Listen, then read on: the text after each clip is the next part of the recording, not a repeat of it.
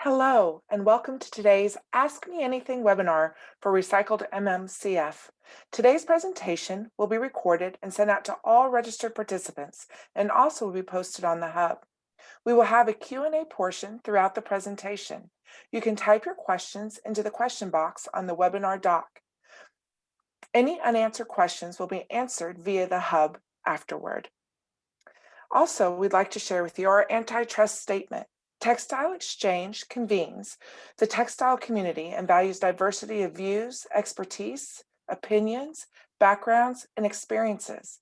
It is expected that members of this community will collaborate by sharing ideas, information, and resources of publicly available information only and avoid discussion on price, strategic plans, or other private and sensitive information.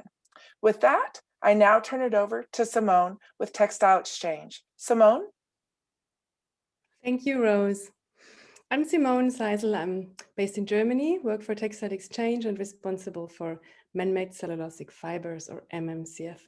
Welcome to this webinar brought to you by the MMCF Roundtable. Many of you know I like to start our sessions with some news on forests or forestry and underline the need to protect them. But as it's Earth Day today, I wanted to share some numbers on the value of the so-called ecosystem services. But then I decided not to, but just really remind ourselves and this is a wonderful opportunity because we have more than 460 people registered for today's webinar.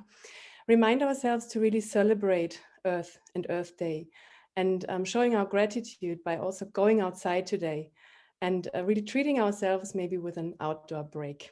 For some of you, it might be really late already. So also when you've worked so hard on overcoming all the challenges that we work on in our day-to-day jobs. So if it's already too late to go outside, you maybe still want to read some news on forests.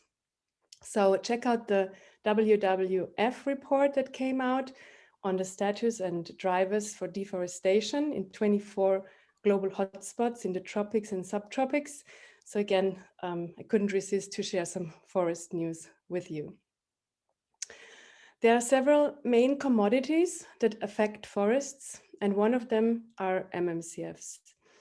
One aim of this growing fiber category to really tackle sustainability, and we had a great panel also last December on our MMCF Roundtable Summit, is to replace virgin forest-based feedstock for pulp with recycled or reclaimed material. So using the cellulose content of plants or plant-based fibers. I have an example for you. Many people have not really seen a pulp ready to make MMCF. So this is a pulp that used to be denim jeans, piece of pulp sheet. And today we will get to know the basics of RCS and GRS. And you have the opportunity to ask any questions related to MMCFs by typing them into your Q&A box. And so many questions have reached us, so I invited my expert colleagues to dedicate a full hour to this topic. And first let's have a look who we have in the room today. Thanks, Simone. Hello, everyone. Thanks a lot for joining us today. I'm Prerna Pandey, Materials Program Coordinator here at Textile Exchange. I'd like to introduce you all to our presenters today, Trini Gartner, Standards Manager at Textile Exchange, and Amish Kasai, South Asia Manager at Textile Exchange. And this session's coordinator, Simone, who just spoke, and myself, Prerna Pandey. We hope you make the most of this informative session, and please do ask us anything as the name of the session goes. Our team is happy to answer your questions. Thank you. Passing it over to you, Trini. Good luck. Thank you, Prerna. Hi, everybody from Seattle, Washington, United States. So we have a full agenda today. We're going to start with a little bit more information about our standards and specifically the recycled standards. We're also going to share more information about how our chain of custody works, claims and labeling you can make, or claims you can make to the GRS. Close with some support materials, and then dive into the Q&A. First, I want to give you a very high-level overview of our integrity team. We are a team of 9, and integrity team is the standards and assurance team, and you see me on the left here. I'm the standards manager at Textile Exchange's standards team. And with me today is also Amish, our South Asia manager.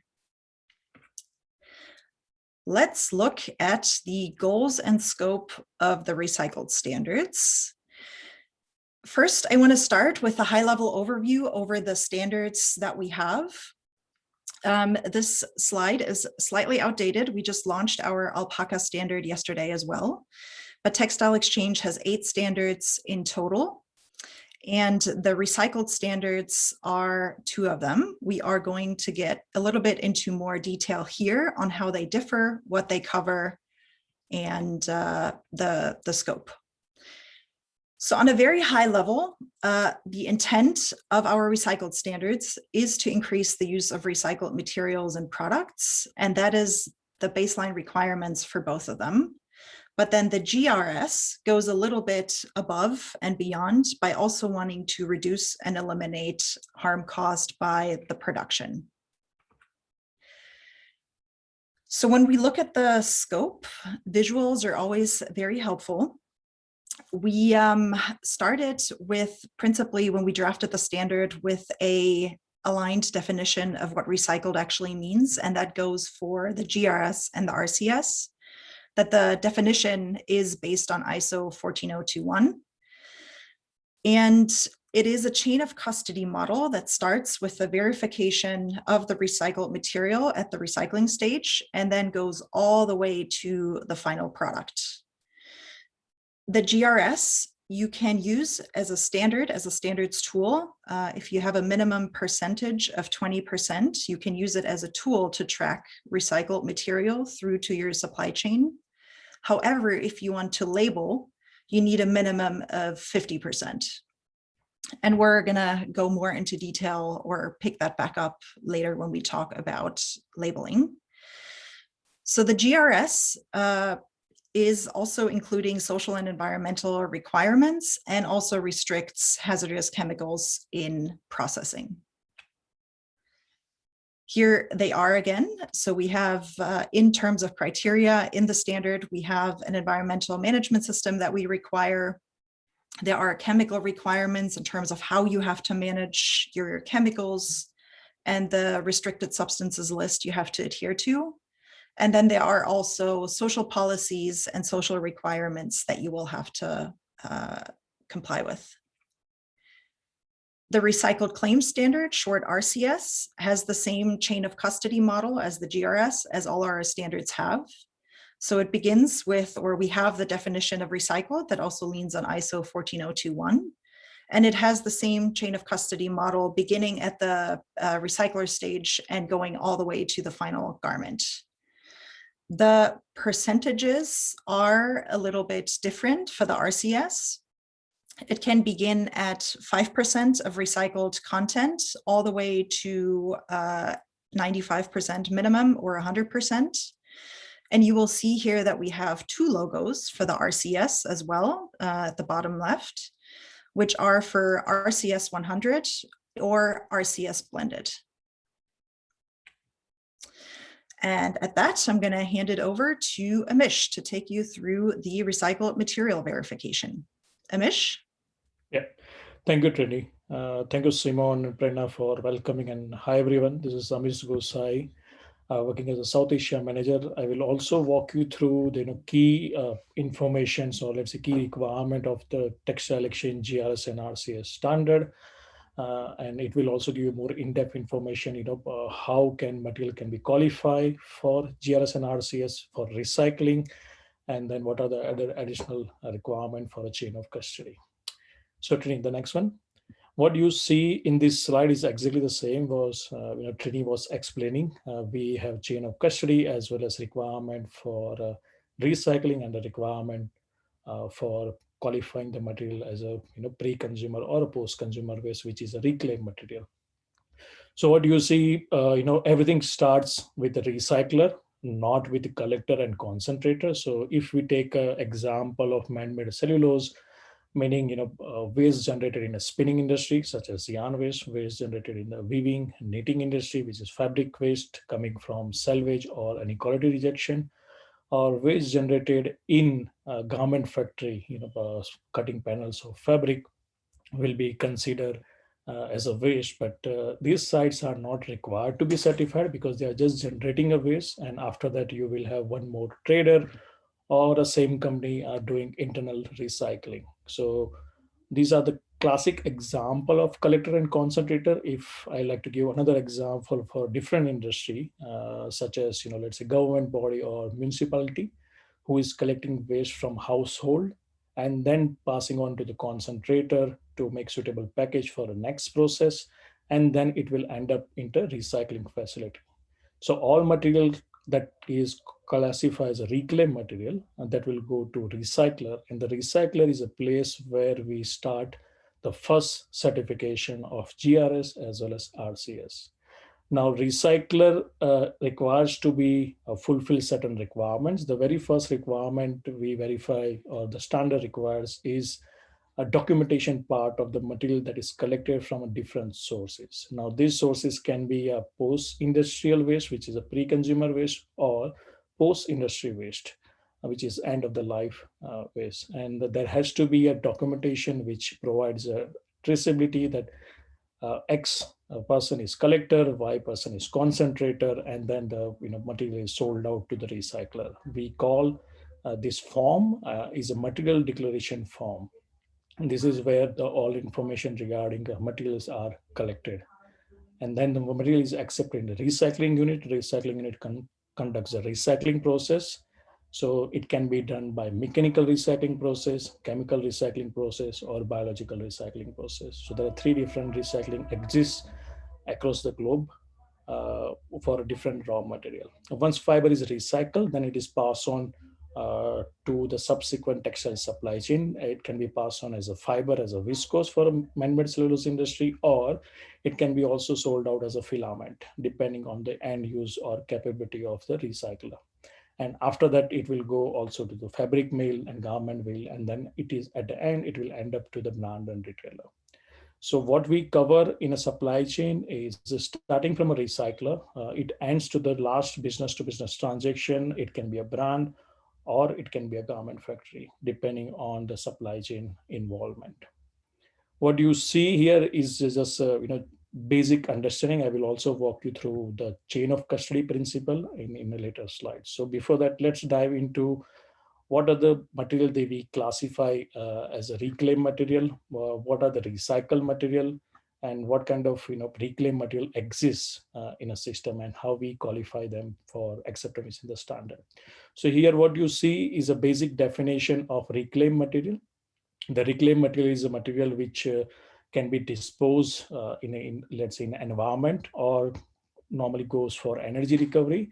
So instead of disposing them, or material goes for energy recovery, it can be collected and reclaimed to for a next process, and those material can be called as a reclaimed material. Remember, every production cycle, whether it's textile production or non-textile production, there is a two kind of material available in the around the world. First is a primary material, which normally goes grows from let's say on land, or it can be extracted from the land to make subsequent material, or secondary material, which is a byproduct or a waste or a substitute, which can generate directly from primary raw material consumptions.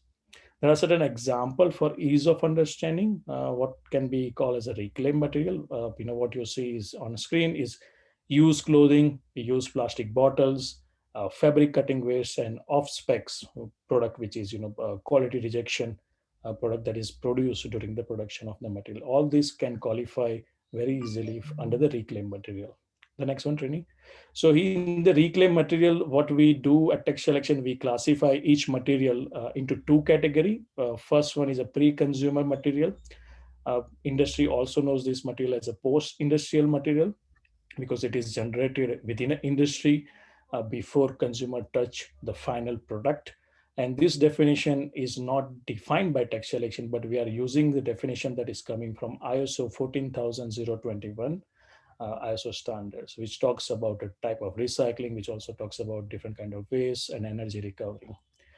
Now here what you see is two important aspects material that is diverted from the waste stream during the manufacturing process. All this material can be qualified for pre-consumer material, but remember, there is additional condition we do have in a pre-consumer material, which says that any reutilization of material, such as rework, regrinding, scrap generation in a process, and that material, if that material has any recapability to reclaim within a same process, that material cannot qualify as a pre-consumer material. So there are some example here. What you see is a fabric cutting waste and a yarn waste that is generated in the fabric production, or even the yarn waste that is generated in a spinning industry can be qualified as a pre-consumer material. The next one, it's a post-consumer material. The post-consumer material, everyone knows. What you see here is, at the end of the product, when consumer buys the product, consumer use the product, and when they don't want to use anymore, this product can either end up in the landfill, or it can go for energy recovery, or sometimes people do reuse it, certain garments, if they are in the good conditions. So we qualify such material as a post-consumer because consumer has touched the product, the first life cycle of the product has ended according to the customer, and then it will come into the recycling facility, and that qualifies as a post-consumer material. There are some example: used garments, which is clothing, and it can be used plastic bottles, and so on. The next one, what you see is, the recycling. You have seen what are the reclaimed materials. There are two classification, and once these two materials are accepted in the recycling facility, then it will go for recycling. And after recycling, what you get is a secondary material, which is classified as a recycled material. So recycling can be happening at a different stage, as I explained, or different type of recycling, such as mechanical, chemical, or biological. And after that, what you get as a new material that is originated from a previous life. So there are some example of recycled materials: a threaded fiber from used cloth, plastic chips coming from plastic bottle, threaded fiber coming from a cutting waste. The next one is a chain of custody. So what you have seen, the material is in a supply chain, the first point of entry, which where the standard starts. And once it is accepted, then the chain of custody starts in a system. So here, let me just explain you how industry works, and the reality versus a dream. Everyone wants to see everything. What you see on your left hand side, there is always a dream of customer or even consumer, or let's say brand or retailer, or even a supply chain partner. They want to know from where the raw material is coming, whether this raw material is coming from, let's say, from India, it's coming from China, it is coming from a certain location, or let's say the forestry is coming from within from India, or from somewhere in Sweden. But it's only possible if you have right chain of custody, because chain of custody only drives a real passage for a transparency and a traceability. But what you see on your right hand side, the textile industry is too complex. There are a number of variables. If we take very basic example, that you have raw material, then you have fiber or a filament, then you will have a trader, then you will have yarn and fabric and garment, and then brand and retailer. But in actual reality, still there are a lot of subcontractor exists in a supply chain. There are a lot of hands who touch the products for a lot of ornamentation, which is like embroidery and so on. So in reality, if you don't have a chain of custody, you cannot give any guarantee that garment that is in your hand or product that is in your hand is coming from dedicated one source, because there are permutation and combination exists, and supplier can buy certified or non-certified material anywhere from any supplier that exists around the globe. So what we do at Textile Exchange, that is on the next slide, what we have at the chain of custody, I will go in deeper, but before that, I like to give you audience deeper dive. What are the chain of custody model exist across the globe, and who defines this chain of custody model? So ISO 22025 defines a chain of custody models, and this chain of custody models at the moment exist in a 5 different way. The first one is identity preserve model. The second one is a segregation model. A third one is a control blending model. Fourth one is a mass balance model, and fifth one is a book and claim model. Every model has its own advantage and disadvantage, and also it has a capability for providing a traceability, transparency, and also certain claims. So identity preserve model, which is something can be offered by textile exchange, but due to the complexity of textile supply chain, nobody's using it. However, the one that you see in the dark, let's say in orange box segregation model and control blending model, which is offered by textile exchange standard, which is textile exchange CCS standard, which is chain of custody standard, it is also applicable to GRS and RCS. The difference between the segregation model and control blending model is only thing about non-certified versus certified material composition. So what you see on a segregation model, you can only mix certified material, and that requires at least a 95% certified material. It can go up to 100%. So if we take example of RCS, where we do have a two label, RCS 100 and RCS blended, RCS 100 qualifies for a segregation model. We do have one more model where we call a control blending model, where we allow blending of same category of material or even the different category of material, and minimum content required in a final product or any subsequent products is minimum 5%. So RCS 100 is for segregation model, RCS blended is for a control blending model example. We don't offer at the moment mass balance and book and claim for any of textile exchange standard right now. However, we have just recently done a pilot with the three organizations for mass balance, because we have realized from the certain industry practice that certain industry cannot work on segregation model or a control blending model because of the nature of the process. At the same time, the controlling input versus output is too difficult. And those examples are, if site is doing continuous production and not batch production, that means segregation and control blending model is a little bit difficult to handle. And if the site is doing chemical recycling, then also a segregation model and control blending model is quite difficult to achieve. So because of that, we have done three pilots with the three sites. Soon we are going to publish a result out of it, and we are also going to present same to content claim standard working group. And after proper approval, it might be possible that there are certain supply chain actors who is doing continuous chemical production or continuous chemical production plus recycling via chemical method. They can use this system, but it will come with different claim policies. The next one will give you the more information about what we do as a key principle of chain of custody. So I have explained you that we use segregation model and control blending model. It has a key three principle. The first one, every product from end to end, starting from the waste that is collected, then recycle it, then yarn and so on. Every product must need to identify in the production floor clearly, which says this product is certified or reclaimed material or recycled product. At the same time, in a supply chain, every product must need to keep a segregate model where the certified products cannot be keep in next to, or let's say in conjunction, where the contamination can be easily possible. So segregation is quite important principle as a second principle under chain of custody that we've asked site to follow, which will make sure that both materials are not mixed or entangled with each other. The third point is volume reconciliation. This is where input versus output are measured, and subtraction of the production losses are calculated and deducted from input quantity. So everyone knows, if you take it 1 kg as an input, output can be 1 kg but cannot be more than 1 kg, because there is always a production lot. But there are certain cases where the weight is increased because of addition of the new non-certified material. So with these three key principles followed in the supply chain, we make sure that final product that is received by the consumer or any intermediate business to business transaction buyers are actually receiving a certified component and also certified content in a supply chain.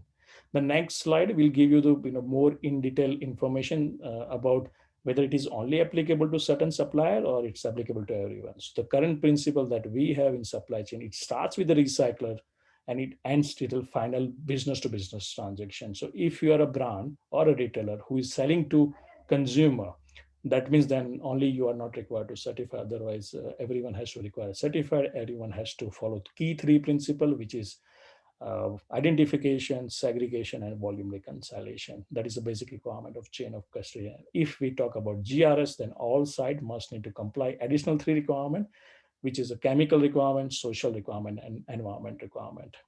So that's all about chain of custody. And over back to you, Trini. So we'll guide you on claim and labeling. Thank you, Amish.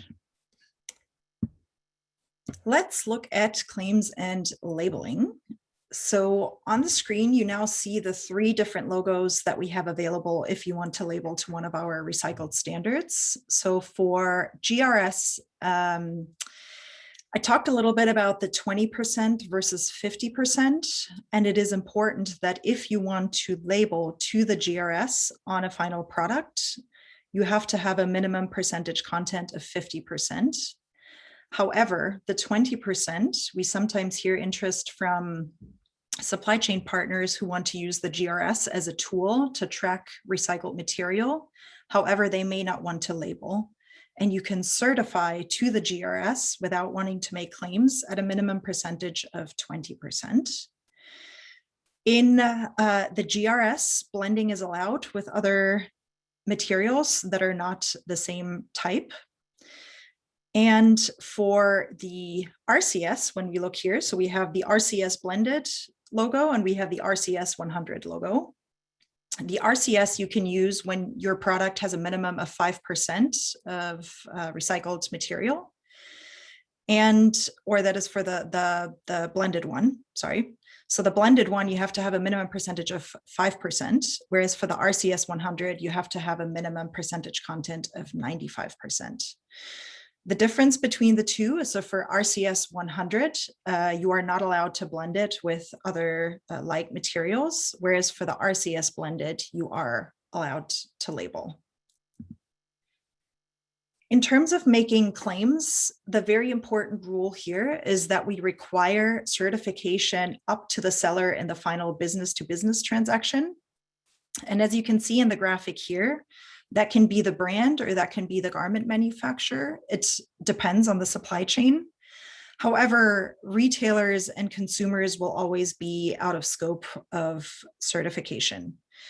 So the seller in the final business-to-business transaction is the #1 rule that you will have to look at, whereas we are looking to change that requirement in our content claim standard revision right now to require certification up to the brand.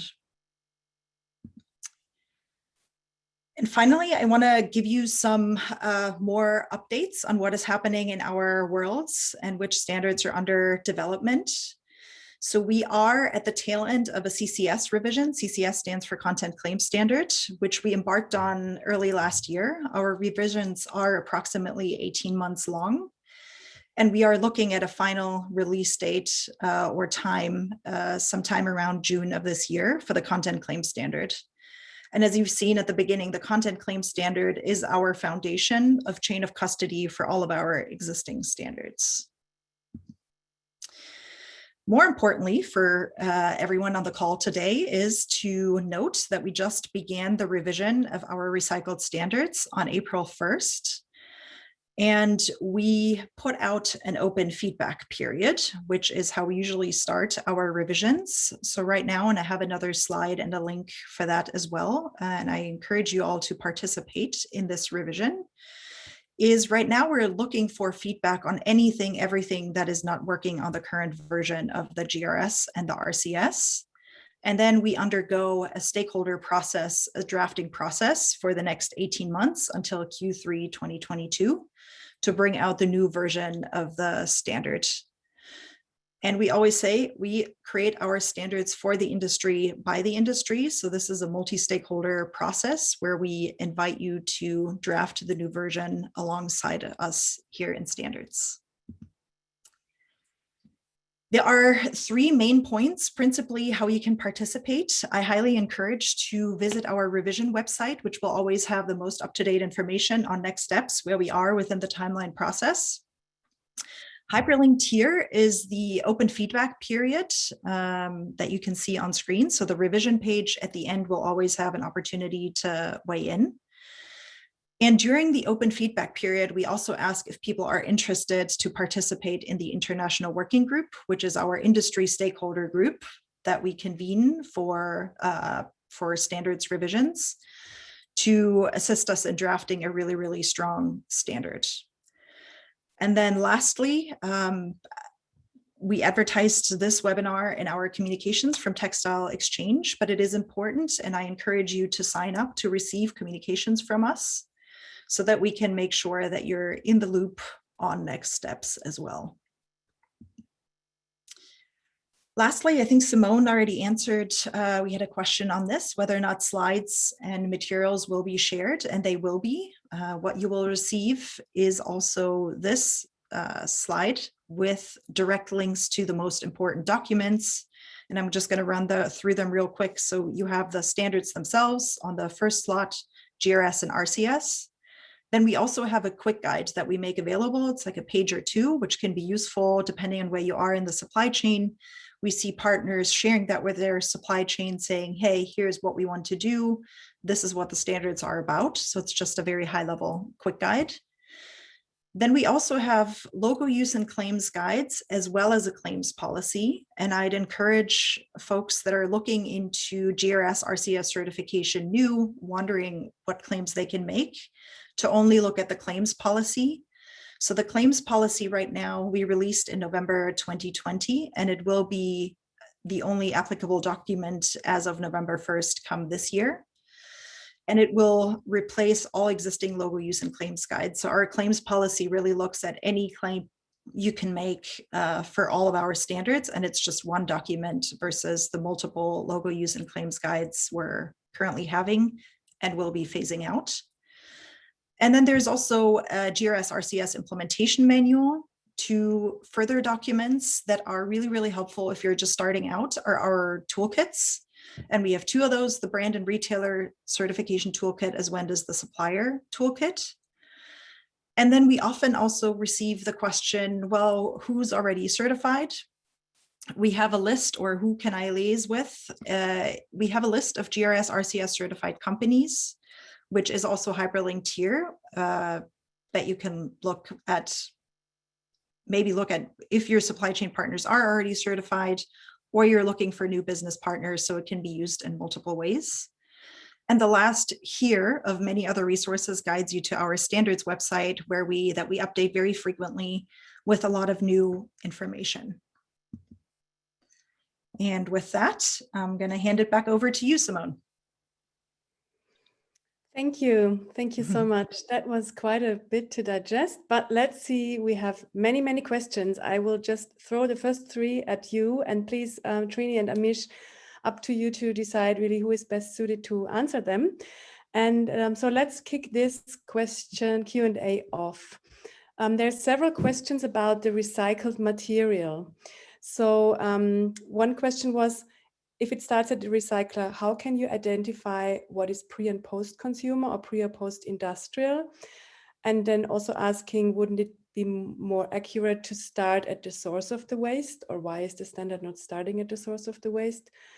And then also a question on the, quickly again on the ISO number that serves as a base to define the reclaimed material. So maybe that also matches the first question about pre and post consumer identification. Do you want to take that one, Amish? Yeah, it's too many questions. I'm going to reply one by one. So standard that we refer as a reclaimed material, which is pre-consumer or post-consumer, that is 14,021. Which gives you more in-depth information about what is the recycling, what is the reclaimed material, what is the waste, what is the energy recovery, all the definition you can find in that standard document. However, if you don't want to buy a standard, and if you want to refer what is definitions are saying, it's available in the GRS document and RCS document. So you can see, why we are qualifying certain material as a pre and post consumer. Now, both definition gives very clear explanation. Which kind of waste is qualified as a pre or post consumer. What you need to see, let's say, if you're not from industry, yes, of course, it's quite difficult for a non-background person to say whether it is pre-consumer and post-consumer unless and until that person sees the origin of the waste. If it is origin before or let's say within a process of any textile or non-textile, that means it's a pre-consumer waste, and any waste that is generated after making a final product which reach out to the consumer and consumer completes their first use, and those products will be called as a post-consumer waste. Anything else that I miss, Simone? I think that covered the qualification of the waste material. Qualification of the waste material. Yeah, that's clear. And one thing that I remember, why it's not starting with collector and concentrator. So let me just give you two examples. Let's take a first example as a post-consumer. Post-consumer, the waste that is generated by the consumer. So we cannot go and certify each consumer that you will generate a waste. We are going to collect back from you. So it starts with the collecting entity. There could be a number of entity. It can be a private organization. It can be a trader. It can be a government organization such as municipality who collects the waste from a consumer and then pass it on to the collect concentrator and then recycler. So when standard started back in 2008, it started with the recycling because we want to adopt more recycling for industry and change the world for using a primary material to the secondary material. However, we have seen that people are looking or asking more and more information about traceability of the waste origin. So that's about the post-consumer. So it's quite difficult to certify, let's say, consumer, but yes, it is possible to track out collector and concentrator. And that's we do right now with the material declaration form. Same applies for a pre-consumer material because pre-consumer materials are generated within the industry. And these industries, either they are certified or non-certified to our standard. If they are certified to our standard, we do have 100% traceability internally with, again, the same material declaration form. But if it is non-certified entity which handles by the third party or can be a number of organization who is collecting a waste, processing a waste, and then supplying to recycler, it is difficult to trace that is material is actually generated by XYZ because it's a small quantity concentrated and converted into the big quantity for ease of transportation. However, as Trini mentioned, we just started a GRS and RCS revision. If you still feel very strongly that this has to be part of the certification, please do provide this feedback. We will welcome your feedback. We will discuss with international working group of GRS and RCS, and let's see how the discussion goes and can we find a solution around those certification. Thank you.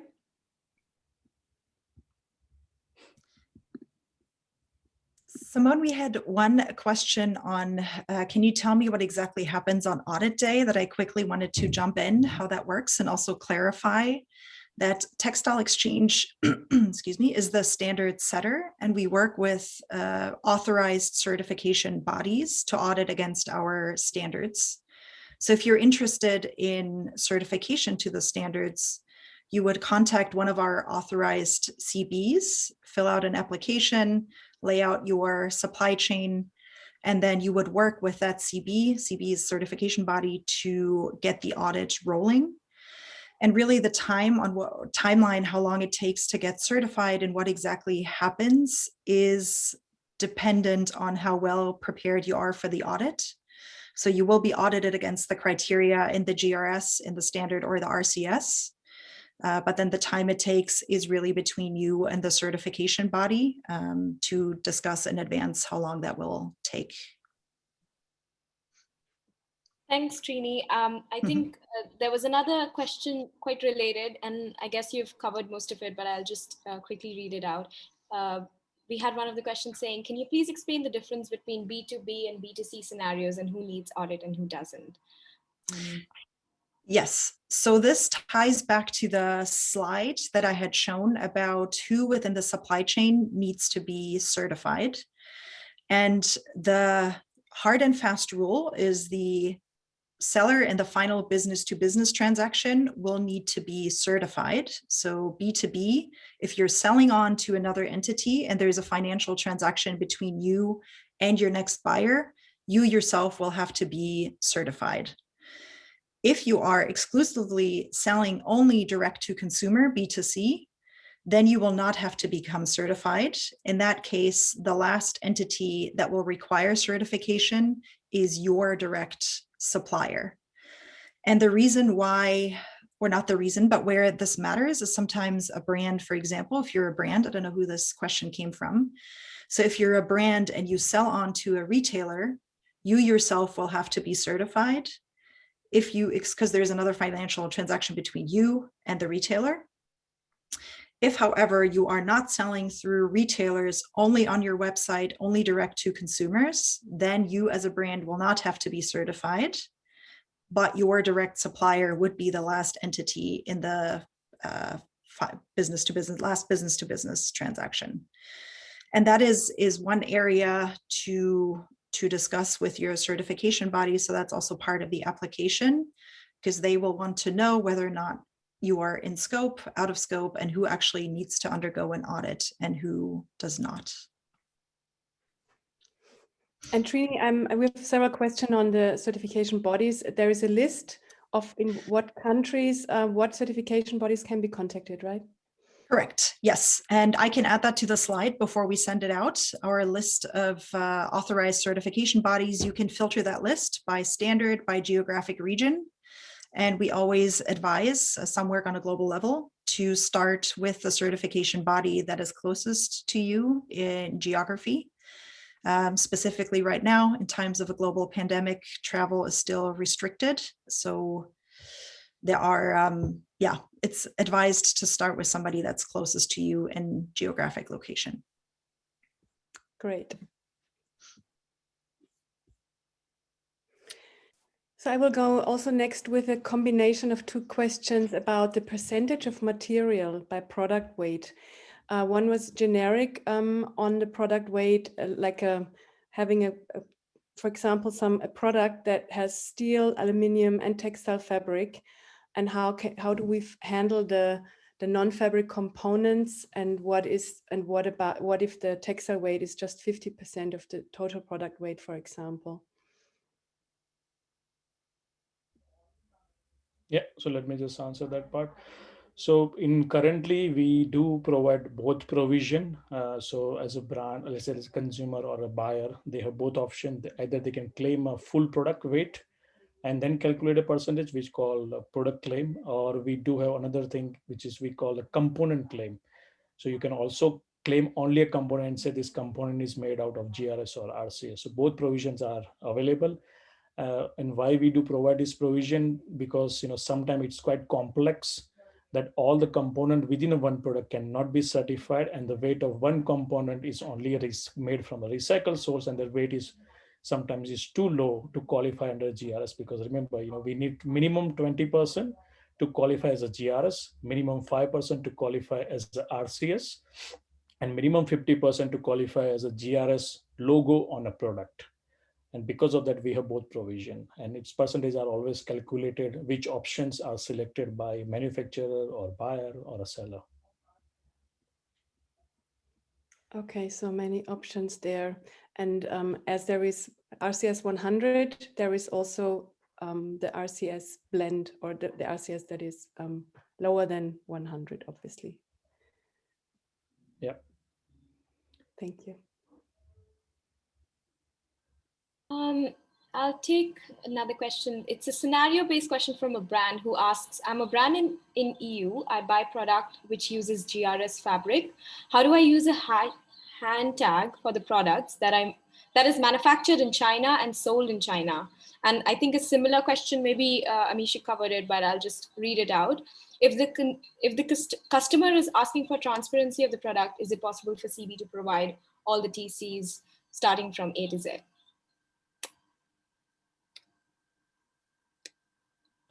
Yeah, so for traceability, yes, as a buyer of the final product, you can request the transaction certificate of your input material. So if you're a buyer of fabric, you can request a transaction certificate of a yarn. However, from yarn to fiber and fiber to collector, this information needs a consent from the subsequent supply chain partner, because remember, you don't buy fiber or you don't buy yarn. It's your supplier, fabric supplier, who is buying that product. So everything depends on a consent basis, but as a buyer, you will see one up and one down traceability from the transaction certificate. Then allow me to clarify also in terms of the chain of custody. So because the inquirer said they're a brand buying fabric. So in order to be able to label, the full chain of custody will need to be certified. So after the fabric, all the steps up to the brand will also have to be certified. So your manufacturer of the product will also have to be certified in order for you to be able to label. So if you are just sourcing GRS fabric or GRS yarn, but then nothing in between the yarn and yourself is certified, that would constitute a broken chain of custody. So that is really important that you have full chain of custody certification if you want to label.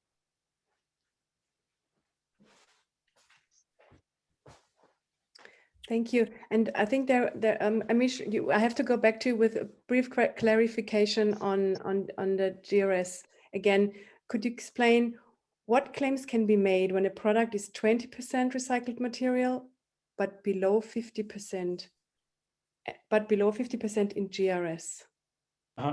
Okay, so to have a transaction certificate and a scope certificate for a product as a GRS, you need a minimum 20%. But let's say you want to label the product as a GRS.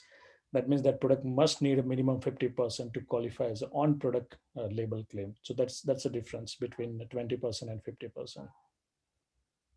So this goes back to what I mentioned before. Some companies or some entities may want to use the GRS as a tool just to track recycled material, but they may not want to label the final product or make a claim to the GRS. So a company can certify, or an entity can certify to the GRS if they have a minimum of 20%. However, between 20 and 50, they cannot label or make any claims to the GRS. I don't know if that helps to make it a little clear. Thank you. Then maybe I have another question going back to the, MMCF specific. Does Textile Exchange GRS certified material require the FSC or PEFC chain of custody certification as well? So any specific requirements on the feedstock? Not at the moment. GRS and RCS only verifies chain of custody from end to end, and the input has to be reclaimed material, which can be pre-consumer or post-consumer. And so it's two different things. FSC certified fabric has to be produced first and then reuse it for recycling, and that's a different cycle and different activity. Yeah. So right now it's not required. It's only pre-consumer and post-consumer. Thank you.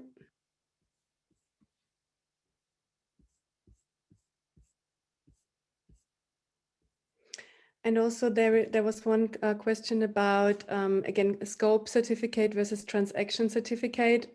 So when, like, very briefly, why is a scope certificate not enough when buying a material?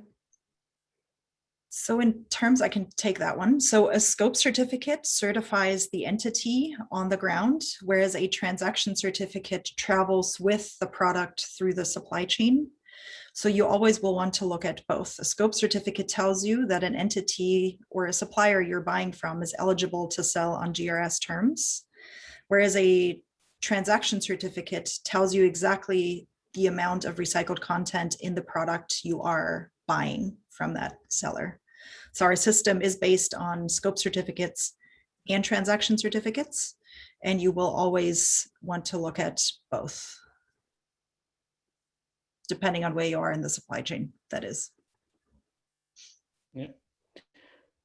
So just adding, but chain of custody has a two component.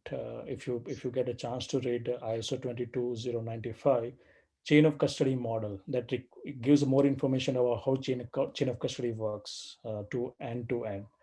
But to track the material, you need a document which says, this is a buyer, this is a seller, XYZ is a last processor verified by X company, and that can be only done through the transaction certificate, and that falls under traceability model. So traceability and a chain of custody model combines together provides a full chain of custody. Only one thing cannot give you possibility or giving you any idea about whether this material is actually recycled or any other certified component. Remember, certified site or even non-certified sites, given point of time, they are processing n number of material, or maybe let's take example of garment.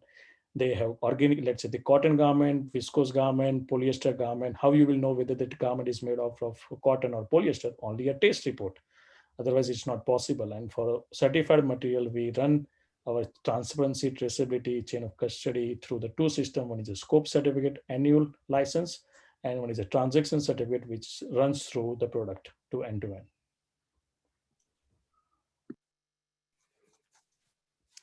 Thank you. Again, there's many questions really about the chemical components of, for example, a T-shirt that was dyed and is reclaimed into post-consumer material. The question says, can companies use GRS post-consumer materials in alignment with their RSL and MRSLs? Like, what if a T-shirt was originally produced with restricted chemicals, but was then recycled and not processed with these chemicals? Yeah, so there are two different, I can see a question. Mainly first one is, GRS has a chemical requirement where we target three key components. The first one is every product that is made under GRS must need to comply the REACH requirement. The second one is Textile Exchange has their own hazardous chemical list, which we call the H code or risk phrases that industry knows. Those chemicals are not allowed to be used in a, let's say, GRS product. And third one is about a ZDHC MRSL. So if the product is textile or let's say footwear or foam or leather, then of course all the chemical used in GRS product must need to comply ZDHC MRSL. So that means with these three requirements, we definitely do address the chemical component, and the product won't have such chemical use while manufacturing a GRS product. However, if it is RCS, then it is not applicable. That's one answer. The second thing, the waste that you're going to be used, such as pre-consumer or post-consumer waste, it can be made with such restriction or it can be made without such restriction. And it is impossible to track, or it is impossible to test each and individual garment before recycling because it's too much cost for testing. You can imagine if you're reselling 1,000 garments, who is going to taste 1,000 garments? And even if somebody is willing to, who is going to go at the cost of tasting of such a big volume? And because of that, the current GRS only talks about the processing according to chemical requirement listed by GRS. It is not addressing anything about what is coming in under with the post-consumer or pre-consumer waste. It might have a non-restricted RSL or MRSL component, or it might have a restricted component. What we have seen, there are certain brands, they started their own internal program where they use their own waste generated for the first order and they will put it back into recycling facility nominated by them. And then that's how they control full MRSL and RSL, even for input feedstock.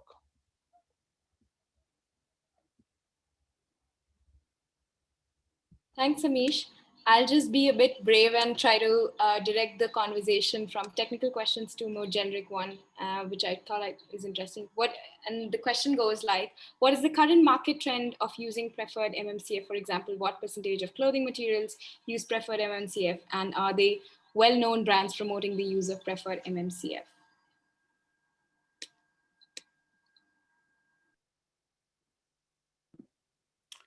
So Simon, do you want to take this one, volume? Otherwise, I can just give you brief info that we do at the moment. I let you go ahead, Amish. Okay. Okay. So volume is quite tricky at the moment. We are working on a system where we track the movement of the each goods, and that is managed by the third-party certification bodies. We are developing a system where all the records are kept at a centralized location, and once it is available at centralized location, that means then we can compare the virgin production of MMCF over a recycled production of MMCF, and then we can see a market share. However, there are a number of brands, big, small, or medium, coming from Europe, even Indian brands or even Chinese brand, and also coming from US.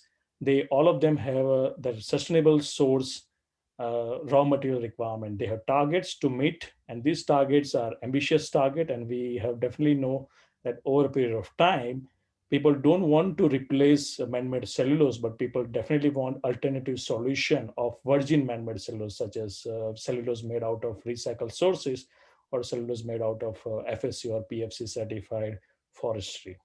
So volumes are increasing day by day. Yeah, but at the moment we don't have an exact number.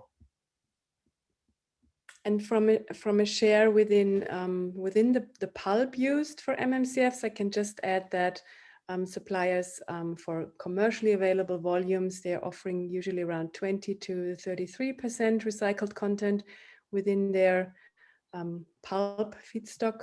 But then there is innovators that also have pilots or first offerings of 100% recycled cellulose on pulp stage. But then the pulp might again be mixed with virgin pulp. So you can take 100% reclaimed material pulp and then mix it again with virgin pulp, of course. A brief question on the scope. How about trims and accessories? Is there any requirements for GRS OCS? Right now, we do offer both option. When I say option means, trims and accessories are not required to be certified under GRS and RCS or any of textile exchange standards.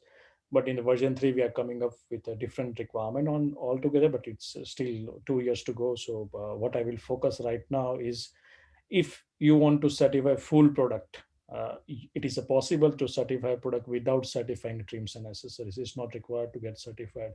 However, we have seen there are brands who started, certifying each and every component of the product, including the trims, even just tiny such as buttons and stitching thread. So not only to GRS, but in combination of the 2 standard or 3 standards, such as let's say organic product with recycled buttons or zipper, or you will have GRS product within certain organic stitching threads instead of synthetic threads. So it is possible, but it is not mandatory at the moment.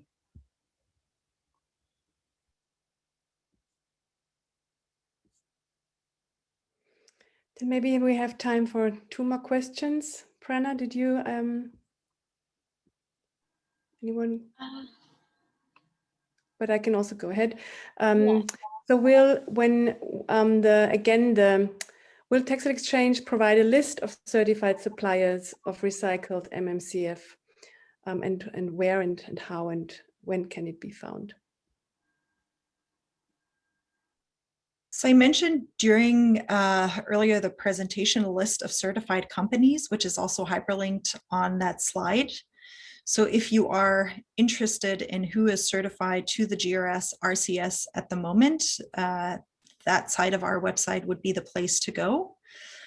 Just a heads up, this site is approximately updated every 6 weeks based on reports we receive from our certification bodies. So it is wise to check back frequently to see if one of your suppliers or you've heard something will be listed there, if not yet listed. Yeah, there will also be a lot of updates in our preferred fiber and materials market report that comes out in summer. So again, there we will try and cover as much as possible on the RMMCF front. There is questions also on the labeling side, but also on how to work with how to kind of increase integrity and how to work with certification bodies. These questions we will post on the hub with some answers and also some very technical questions that I would like to address to our leading suppliers, part of the MMCF hub, where they are best suited really to answer these questions that go into offerings or into quality, for example. There will be some on the hub. So this said, let me conclude and thank you so much. And thank you, Amish and Trini. Also great learning for me. And for those who are not part of our MMCF Roundtable Hub community, it's free, it's open to anyone. This is the place to stay informed and to also get engaged and ask also the wide network. And you can really ask any question and start discussion posts on the hub. And also we will, of course, share all the details on today's webinar. Thank you. Thank you Thank to you, our everyone. speakers. And thank you for participating in today's webinar. As a friendly reminder, as Simone stated, all unanswered questions will be answered via the hub, and an email will be sent to all registered participants with a link to today's presentation. That concludes our webinar. Thank you. Goodbye. Thanks, everyone.